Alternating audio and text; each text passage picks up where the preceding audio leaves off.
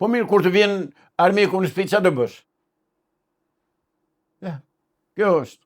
Izraeli e ke parë se ka ta ndisu. Se shikoni vetëm që thuhet për Iranin, po që thuhet. Jo, ka sa të duash, merë shikoj se kanë rrjetet sociale që është bërë hi. Është bërë hi, po të them unë, sidomos në Jeruzalem, në Haifa, në këto, është bërë kërdia. Dhe nuk i thonë, merë shikoj lajmet, shikoj rrjetet sociale. Si që ka kështu, dëgjoni ju se sot e Rama dhe është e vërtet ashtu, se do që justifikoj. Mediat e huaja shikojnë? Po mediat e huaja pa tjetër që janë paguara të thonë ato që thonë dhe të mbulojnë. Izraeli të dënon të fut në burg, po edhe ka vënë qensur, po nëzore video nga Izraeli. Di këtë gjëti? E ka bërë me ligj. Pse nuk i lë gazetarët perëndimor të vend të filmojnë? Çka? Pse Irani i lë? Ja të ka. Nuk ka që bën Irani, dore, harrojeni. Edhe vetë Amerika nuk e pushton dot Iranin, është e pamundur. Është territor shumë i madh, territor shumë i thyer, territor që po nuk shkeli këmbë ushtarit, nuk qenë një vend i humur që të ketë humur luftë nëse të jetë i pushtuar. Jo, do shkel këmbë ushtarit.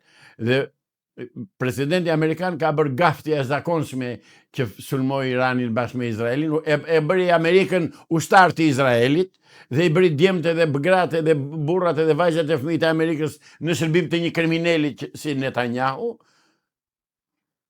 Dhe ka gati 10-15 ditë ai presidenti amerikan që jep llogari para senatit për këtë luftë që ka filluar.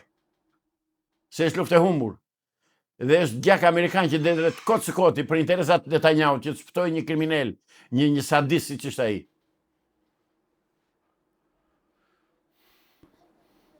Avokat flitet ose më saktë Trump ka kërkuar ndihmë shteteve të tjera të NATO-s lidhur me ngushticën e Hormuzit. Momentin që Trump ju kërkon ndihmë atyre për të ngushticë, a quhet sikur Trump ka mundësi për ta kontrolluar këtë ngushticë?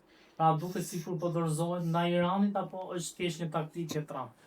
Jo, nuk është taktikë e Trumpit, po është fakt shumë domethënës që me Iranin ai ka davant humbur. Kryeministri spanjoll i tha, ne nuk kemi pse të bashkohemi me ty në luftë kundër Iranit. Presidenti francez, po kështu. Dje, edhe Anglia i ka thënë ne nuk marrim pjesë në fushatën tënde dhe në luftën tënde kundër Iranit. Evropianët janë rrënjë të diplomacisë, zotëri, edhe të politikës. Nuk do t'i mësojnë këta që janë 300 vjetë shtet kanë. Kështu që ai Trumpi ka bërë një gomarllëk që është zakonshëm që filloi luftën me Iranin. Ju vu në shërbim Izraelit, ju vu në shërbim jo Izraelit, sepse janë mbytur në gjak, jo pak djem, gra, vajza, burra izraelit, familje izraelite. Prej ati Netanyahut. Dëmët janë të jashtëzakonshme, leson se trajtohet problemi sikur Izraeli ka sulmuar me raketa në Iran, edhe Irani është prishur shkatëruar dynjaja, ndërsa Izraeli është baçe me lule. Jo, zotëri, jo, shikoni lajmet. Shikoni që bënë, nuk i shikoni që thonë, please, Iran, please, no worry, se u zdi anglisht. Po ato që ndjek, po deshe t'i dëgjosh këtu, t'i vë t'i dëgjosh. Pra, pse nuk i thonë këto? Pse nuk thonë që ajo është një lufta me pa ndershme dhe me pa drejt që po bëhet? Është 80% e popullit amerikan që është kundër luftës. Se Amerikës me Izraelin, me Iranin.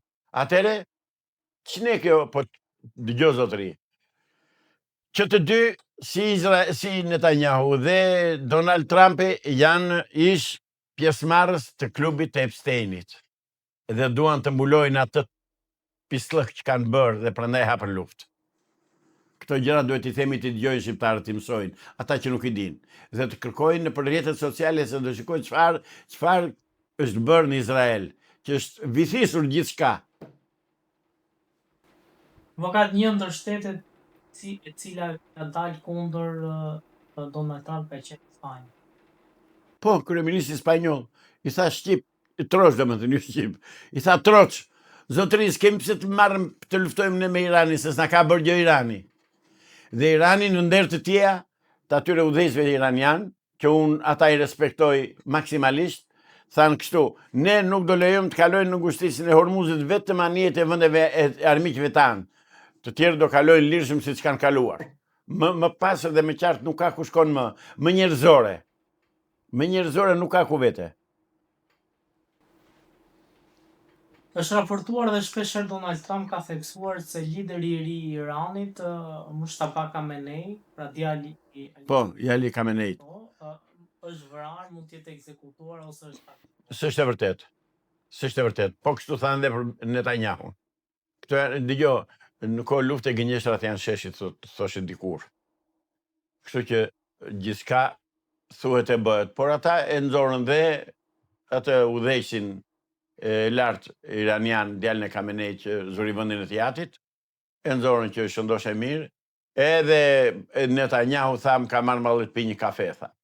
Ka që thjesht është. Këto janë gënjeshtrat në luftë. Por pamjet filmike nuk gënjejnë. Ato që i shikojmë me sy nuk gënjehen, nuk mund të na gënjejnë. Është raportuar në media perëndimore që djali i Ali Khamenei e ka marrë Putin me avion personal privat, e ka çuar në Moskë, e ka është operuar atje, dhe pastaj është rikthyer në Iran pasi është plagosur në sulmet e para të Izraelit. Edhe kështu mund të jetë, se lufta e ka të tëra, izraelitët i vran familjen atje, se thonë që shumë ekstremist, i vran familjen zotëri. Ai sikur ta vithis të tërë Izraelin, komplet ta shkatërroi në themel, mos me të gur mi gur, ai prap nuk shëmbet dhe nuk i deli nati. Megjithatë, unë pash në një video, pash presidentin Putin që puthi Kuranin. Dhe kjo është shumë domethënëse. Për mua është shumë domethënëse. U thot arabëve që unë jam me ju. Por ndërkohë ai nuk duhet të ndaloj furnizimet dhe mbështetjen e Iranit me armatim dhe me teknologji.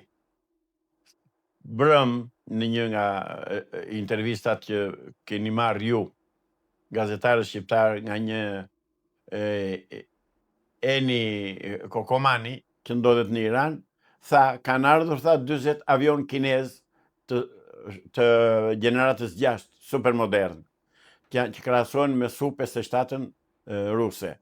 Pra, Irani, edhe sikur këta të mos e ndihmojnë fare, i ka të tëra kapacitete që të prodhojë armë sa të doj dhe si mbarojë, se ka rezervat e zakonshme. Është super shtetor zotëri, ka 2000 vjet perandori, 2500 vjet perandori.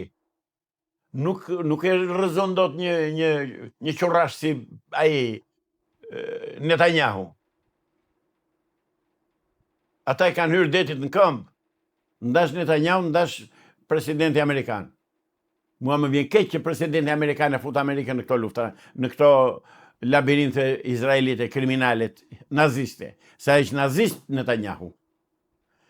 Ata gëzojnë kur vrasin fëmijë. A ishtë në ata që ka ngrënë miq njeriu në Epstein. Ja ai Netanyahu.